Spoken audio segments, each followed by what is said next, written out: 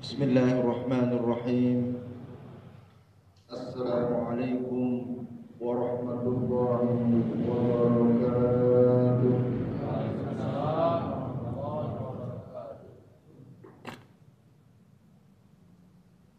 Assalamualaikum warahmatullahi wabarakatuh.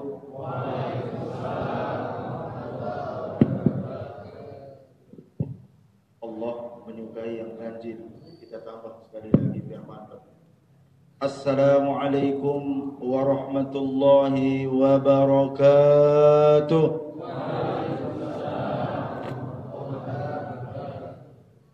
Alhamdulillah. Alhamdulillahilladzi khalaqal hayata wal mauta liyabluwakum ayyukum ahsanu amala. Ashhadu an la ilaha illallah wahdahu la syarika lah wa ashhadu anna Muhammadan abduhu wa rasuluhu la nabiyya ba'dah. Allahumma shalli wa sallim ala sayyidina Muhammadin.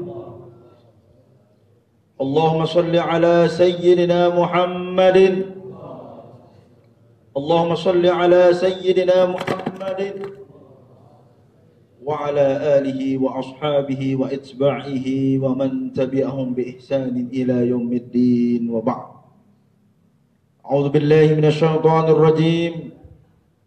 Subhanaka la ilma lana illa ma 'allamtana innaka antal alimul hakim. A'udzu billahi minasy syaithanir rajim. Rabbi ishrah li sadri wa yassir li amri wahlul 'uqdatam min lisani yafqahu qawli wa ba'd. Alhamdulillah, yang kami hormati dan muliakan Bapak Imam Besar Qubbatul Islam, ya, Karang Taliwang ya Ustaz Amin ya. Yang kami hormati dan muliakan segenap pengurus takmir masjid, khususnya dan umumnya kepada segenap jamaah yang hadir maupun yang di rumah, shaimin shaimat, mukminin mukminat rahimakumullah. Alhamdulillah, bapak-bapak, ibu-ibu, jadi ada bedanya tuh Inul Daratista sama kiai itu ya. Kalau bapak-bapak, ibu-ibu itu ada lagunya Inul tuh Bu. Jadi saya mulai ibu-ibu, bapak-bapak saja dulu. Ibu-ibu, bapak-bapak yang dirahmati oleh Allah sekalian. Alhamdulillah, pada malam yang barokah ini, malam yang mulia ini, malam yang harusnya kita nangis dan berteduh di hadapan Allah Subhanahu wa taala untuk bersujud keharibaannya, karena sebentar lagi kita akan ditinggalkan oleh Ramadan, yaitu malam 27. Alhamdulillah, kita masih diberikan nafas sampai malam ke-27 ini, bapak-bapak, ibu-ibu yang dirahmati Allah. Jamaah rahimakumullah, peringatan nuzulul Quran adalah salah satu peringatan yang luar biasa, yang mana kita diminta untuk mengingat Al-Quran, untuk merepres kembali otak, hati, kepala kita di hadapan Allah Subhanahu wa ta'ala. Untuk mengenang apa? Mengenang Al-Quranul Karim yang mulia ini, yang diturunkan Allah Subhanahu wa ta'ala di tempat yang mulia, di tempat yang indah, ya, di tempat yang luar biasa oleh Allah Subhanahu wa ta'ala dalam 22 tahun 2 bulan 22 hari. Sekali lagi, jadi Al-Quran Allah Subhanahu wa ta'ala turunkan tidak sekaligus, ibu-ibu, bapak-bapak, tetapi dengan proses, yaitu 22 tahun 2 bulan 22 hari. Ini harus diingat. Lalu Al-Quran jumlahnya 114 surah. Terdiri dari berapa ayat, bapak-bapak, ibu-ibu? 6.666 ayat. Ada yang mengatakan, ulama berpendapat kurang dari 6.666 karena dia tidak menghitung bismillah dari setiap surah yang ada di dalam Al-Quran. Jamaah yang dirahmati oleh Allah sekalian, sebelum saya menyentuh nuzulul Quran, sedikit saya akan menyentuh tentang Ramadan. Ramadan ini banyak para tuan guru, asatidz mengatakan ini adalah madrasah, pembelajaran, tempat kita menuntut ilmu supaya kita menjadi orang yang lebih baik daripada di luar Ramadan. Allah Subhanahu wa taala berfirman dalam hadis qudsi sampai menyatakan langsung wa ana ajzib. Aku yang akan langsung memberikan pahala tanpa melewati siapapun juga. Apa itu? Yaitu Ramadan. Saudara-saudara rahimakumullah, mukminin, shaimin, shaimat, kita sama-sama tahu ya. Orang yang kita panuti, guru kita, senang sekali membaca kitab Imam Syatibi. Guru kita Habib Rizik Shihab ya. Kebetulan beliau ketika sidang tesis saya ada di samping beliau ya. Waktu itu beliau sedang melaksanakan magister di Universitas Malaya ya. Sekarang disertasi beliau sudah selesai dan nilainya terbaik di antara seluruh mahasiswa. Jadi di dalam kitab Imam Syatibi rahimahullah, bapak-bapak, ibu-ibu rahimahumullah, rukun Islam ini dipermisalkan oleh Allah Subhanahu wa taala dengan badan kita. Imam Syatibi mempermisalkan di dalam gambaran Allah Subhanahu wa taala tubuh badan kita, rukun Islam yang 5. Yang pertama syahadatain. Syahadatain itu adalah lisan yang berucap. Adalah mulut yang mengucapkan karena dia yang bersaksi.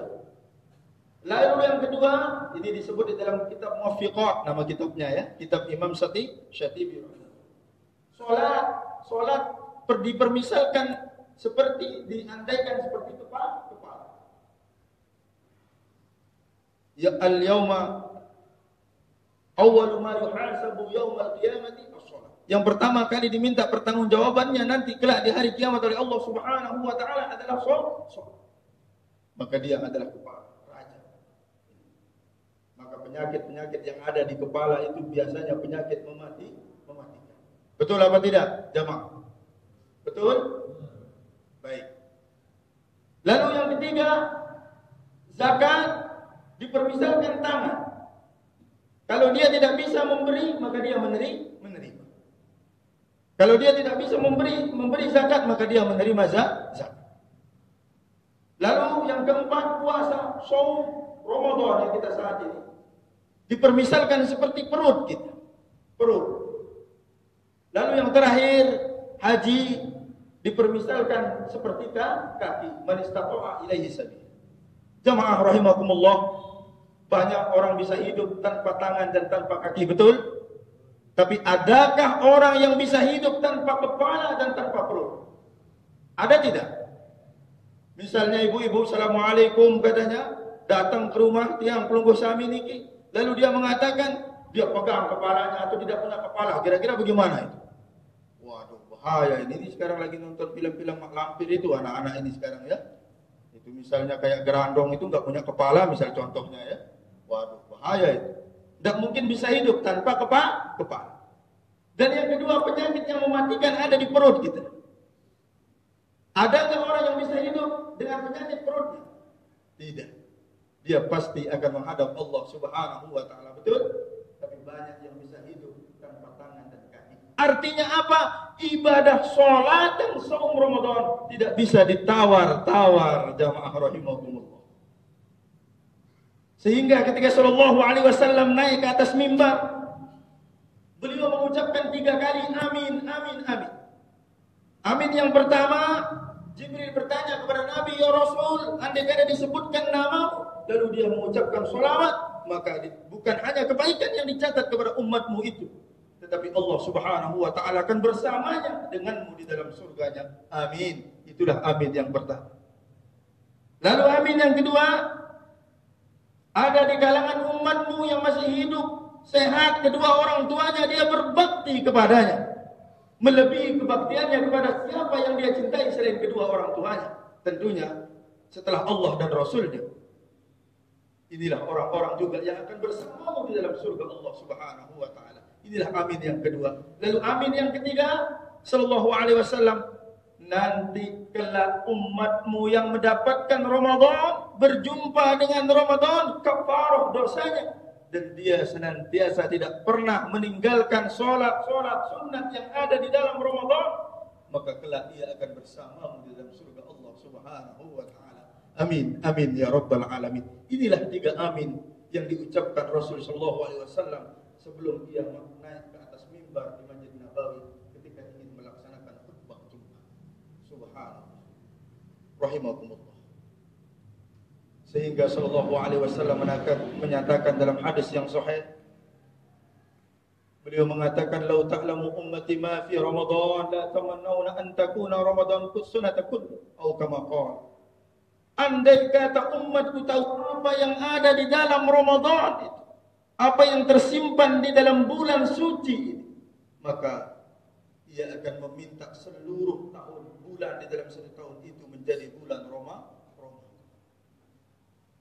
Tetapi ingat kata Nabi sallallahu alaihi wasallam, "Raghiba ampu rajulin dakhala alaihi Ramadan wa tamma Ramadan falam yughfar lahu."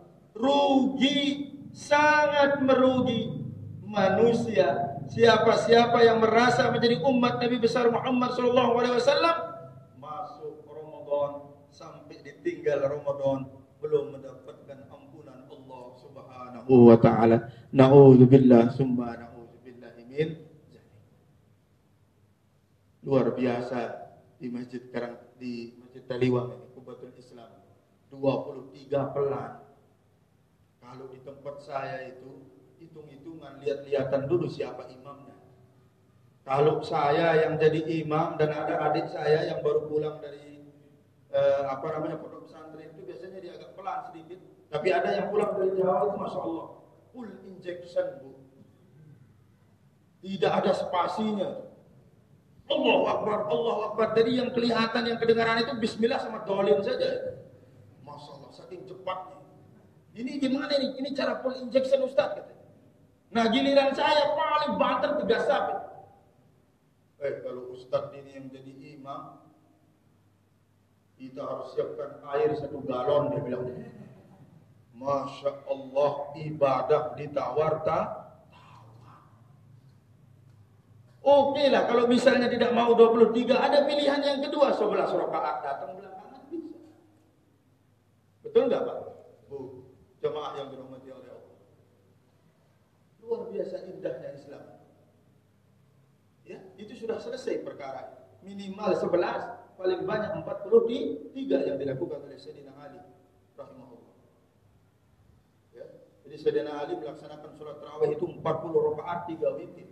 Bahkan di dalam sebuah riwayat 60 tarawih 3 witir. Masya Allah, apalagi 60. Boro-boro 23 saja sudah katanya di belakang. Masya Allah. Nah ini dia jemaah yang dirahmati oleh Allah. Ibadah, menata zahir kita gampang, tetapi menata hati kita itu jauh lebih sulit daripada menata zahir kita. Sehingga Rasulullah SAW bersabda jelas, "Inna Allah la yanzuru ila suwarikum wa la ajsamikum, walakinna Allah yanzuru ila qulubikum wa niyyatikum wa a'malikum."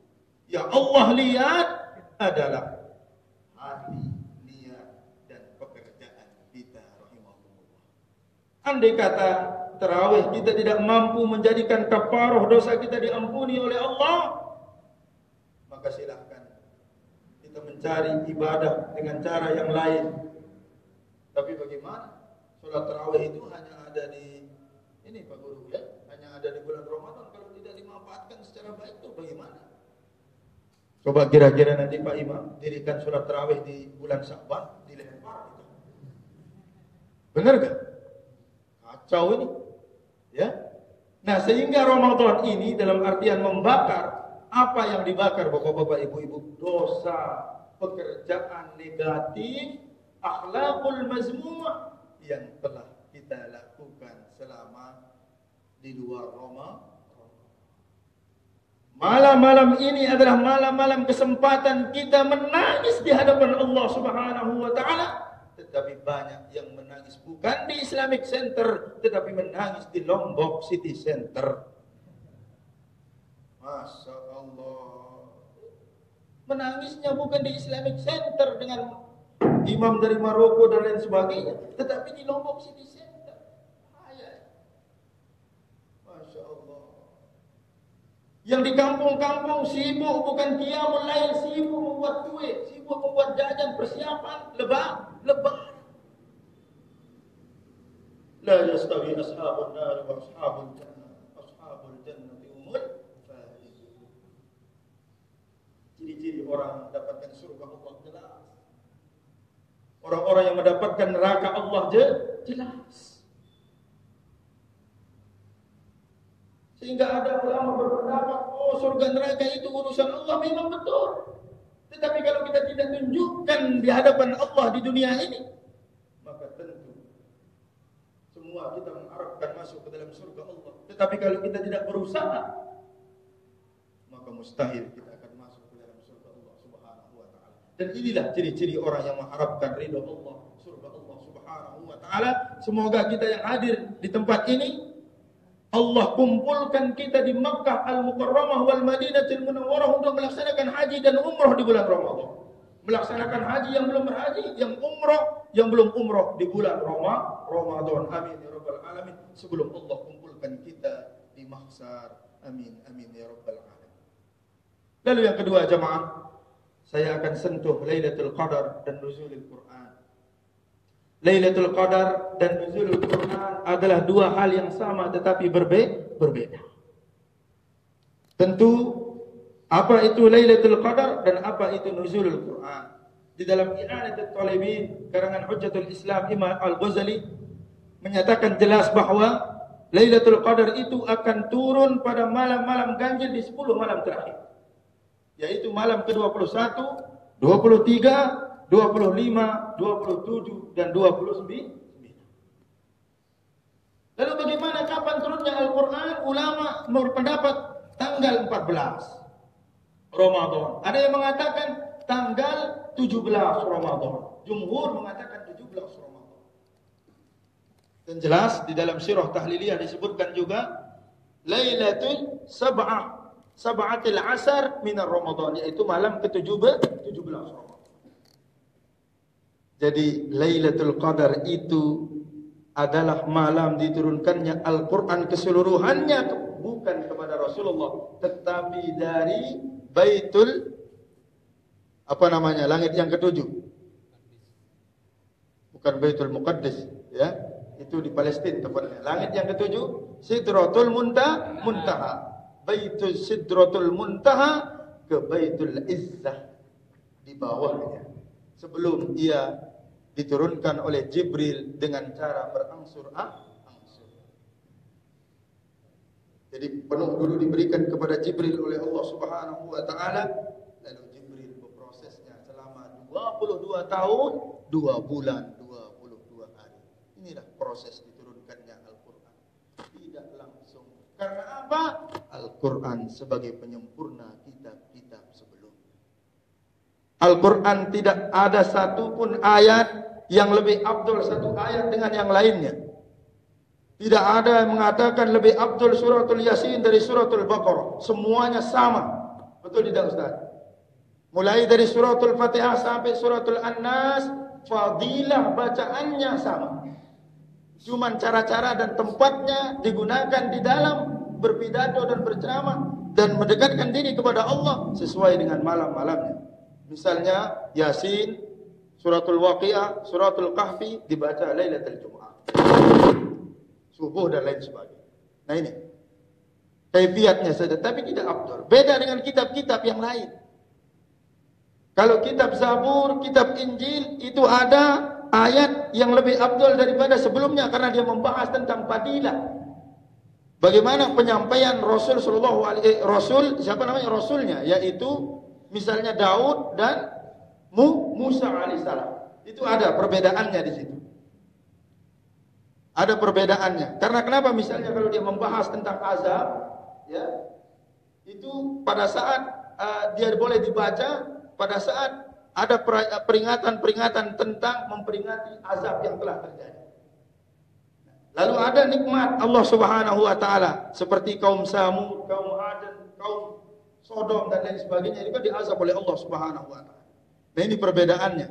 Tetapi kalau di dalam Al-Qur'an semua ditulis sejarah itu tanpa ada yang lebih tinggi dan lebih rendah, sama semua. Inilah bentuk kesempurnaan Al-Qur'an. Mulai dari suhuf Ibrahim, ya, Nabi Allah Ibrahim abul anbiya wal mursalin, sampai ke Zabur Nabi Daud, lalu ke Injil Nabi Musa, lalu ke Taurat Nabi Musa, lalu ke Injil Nabi Allah Isa alaihissalam, sampailah kepada Al-Qur'anul Karim yang kita peringati pada malam yang barakah ini. Al-Qur'an, Allah Subhanahu wa taala meletakkan kewajiban puasa pada surah Al-Baqarah. Sebelumnya belum ada tertibul ayat, tertibus surah, ya. Tetapi sahabat beliau yang mentertibkan ayat dan surah itu, lalu kita bisa membaca dan menikmati ayat tentang puasa pada surah Al-Baqarah ayat 183 yang bunyinya a'udzubillahi minasyaitonir rajim, ya ayyuhalladzina amanu kutiba alaikumus shiyam kama kutiba alal ladzina min qablikum la'allakum tattaqun. Ini yang akan sedikit saya bahas, jemaah yang dirahmati oleh Allah. Mengapa Allah Subhanahu wa taala hanya memberikan lampu hijau kepada orang-orang yang beriman? Tentunya orang-orang yang beriman ini adalah orang-orang yang sudah percaya 100% tanpa keraguan kepada Allah dan kebesaran Allah Subhanahu wa taala. Kenapa tidak mengatakan ya ayuhan nas misalnya? Tapi Allah mengatakan ya ayyuhalladzina amanu. Tentu orang yang diwajibkan berpuasa ini adalah orang yang sudah beragama Islam. Itu yang pertama.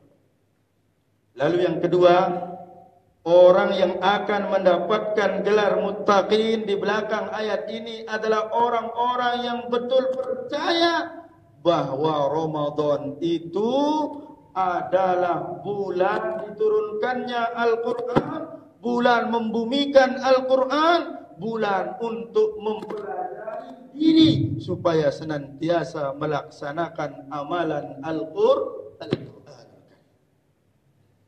Sehingga pada siang malam kita mendengar ayat Al-Quran dibacakan. Lalu keamanan, kenyamanan berbeda. Tiang kalau pengajian ke Selong Belanak, ke Mawun itu biasanya jam 11:30 pulang Pak Guru.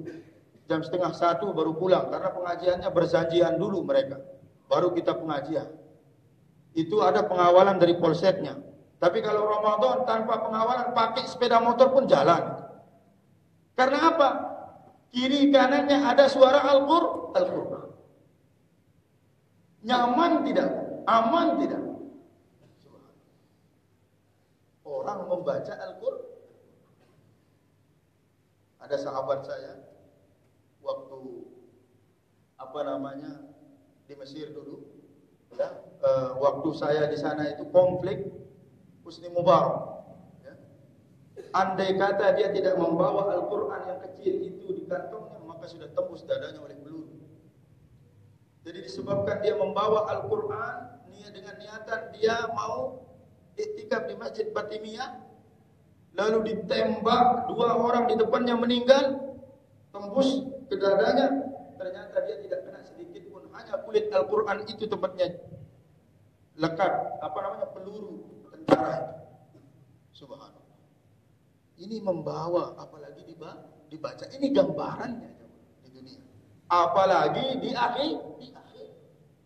Iqra'ul Qur'an fa innahu ya'ti yaumal qiyamah syafi'an lil ashab. Bacalah Al-Quran, maka dia akan datang kelak di hari kiamat menjadi syafaat kepada siapa yang membaca. Tentu siapa yang mendapat syafaat itu? Orang yang bukan hanya membaca Al-Quran, orang yang bukan hanya mempelajari hukum bacaannya dan